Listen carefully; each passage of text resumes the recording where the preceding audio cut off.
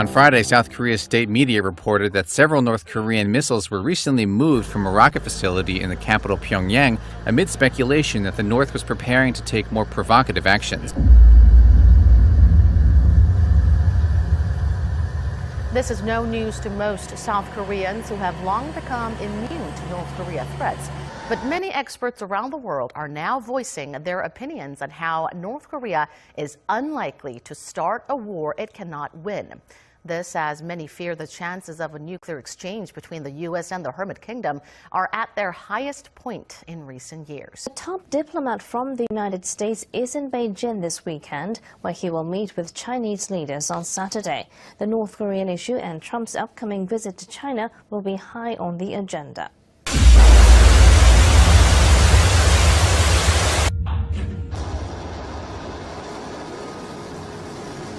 Secretary Tillerson's visit comes as the U.S. looks to tighten an economic squeeze aimed at forcing North Korea to retreat from its nuclear arms and missiles program. U.S. officials say Beijing appears increasingly willing to cut ties with North Korea's economy by adopting UN sanctions, after long accounting for some 90% of its neighbors' foreign trade. During his visit in Beijing with Chinese President Xi Jinping Saturday, U.S. Secretary of State Rex Tillerson said that the U.S. has multiple direct channels of communication with North Korea. Tillerson telling a group of reporters that the U.S. is, quote, probing to see whether Pyongyang is interested in dialogue. U.S. Secretary of State Rex Tillerson acknowledged Saturday that the United States is maintaining direct channels of communications with North Korea. This is as tensions rise over Pyongyang's nuclear and missile programs and the country's leaders spar through bellicose name-calling. Tillerson has said the U.S. was probing North Korea's willingness to talk. Adding, quote, we ask, would you like to talk? We have lines of communication with Pyongyang. We're not in a dark situation. CBS News, citing various pundits on Wednesday, says the survival of the regime in Pyongyang is its leader Kim Jong-un's top priority, despite behavior that could otherwise be seen as reckless and irrational. This comes at a time of escalating tensions between the two countries, with Donald Trump and Kim Jong-un trading insults and threats.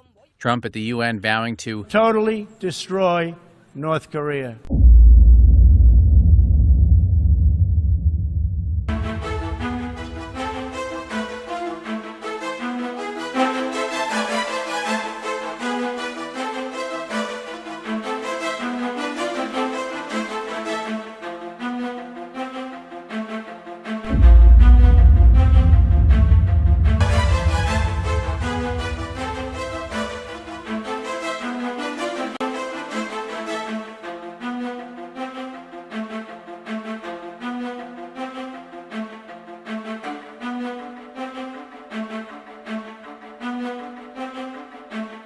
if forced to defend itself or its allies, which prompted North Korea's foreign minister to suggest the country could next test a hydrogen bomb over the Pacific Ocean.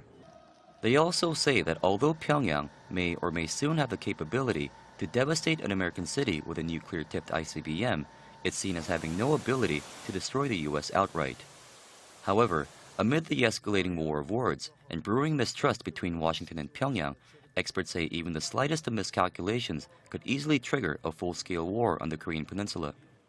My concern is that cumulatively, this will all lead to some sort of horrible miscalculation where Kim doesn't take something seriously and he reacts. There are some observers who also fear that the world is closer to nuclear war than it has been at any time since the Cuban Missile Crisis in 1962. Although it's hard to predict the exact shape and form of a potential military conflict on the Korean peninsula, the death toll is easily expected to be in the hundreds of thousands, if not millions. Those fears continue to persist, with a harsh verbal tit-for-tat between the U.S. and North Korea showing no signs of cooling down at the moment. South Korean President Moon Jae-in says his government has stepped up efforts to take back wartime operational control of its own forces from the U.S.-led command structure at a time when North Korea and the United States are both threatening war. In an address to commemorate the nation's 69th Armed Forces Day, President Moon said by increasing defense capabilities and reducing its reliance on American military might, South Korea would project more power in the region and better deter a North Korean attack.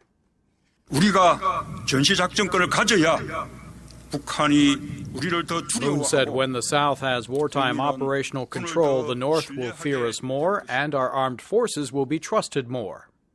The Liberal government in Seoul may also be trying to send a political message that it does not support U.S. President Donald Trump's strong fire and fury rhetoric and threats to respond with overwhelming force to North Korean provocations. Robert Kelly is a professor of political science at Pusan National University in South Korea.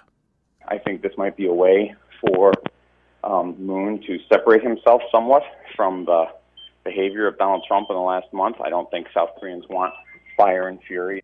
After becoming a democracy in the 1990s, the South Korean government assumed peacetime command of its 655,000 active military personnel.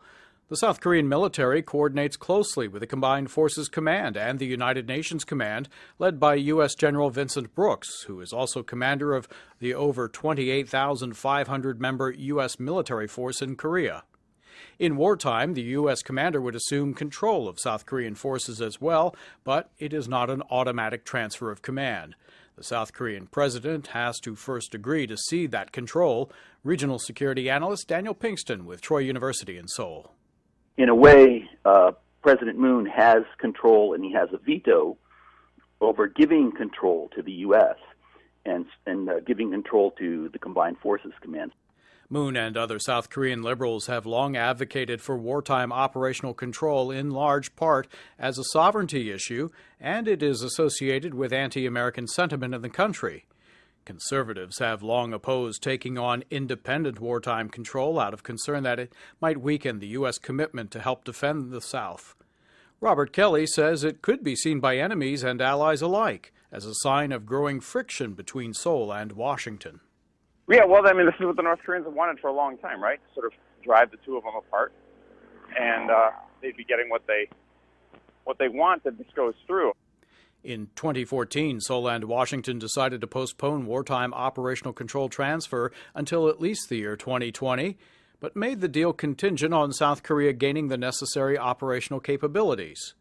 Making the operational control transfer decision based on capability can produce a positive outcome for the U.S.-South Korea alliance.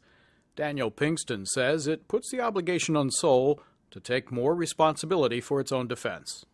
But if there's no discussion and there's no sense at all that there would ever be any kind of OPCON transition, then there's kind of a moral hazard problem, right? So then South Korea, well, we don't have to worry about it because the U.S. always has OPCON.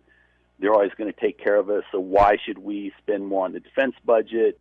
To that end, President Moon is promising to implement reforms to create a more professional military and to increase national defense spending to develop its own missile defense system and launch 5 military satellites to provide needed intelligence, surveillance, and reconnaissance capabilities.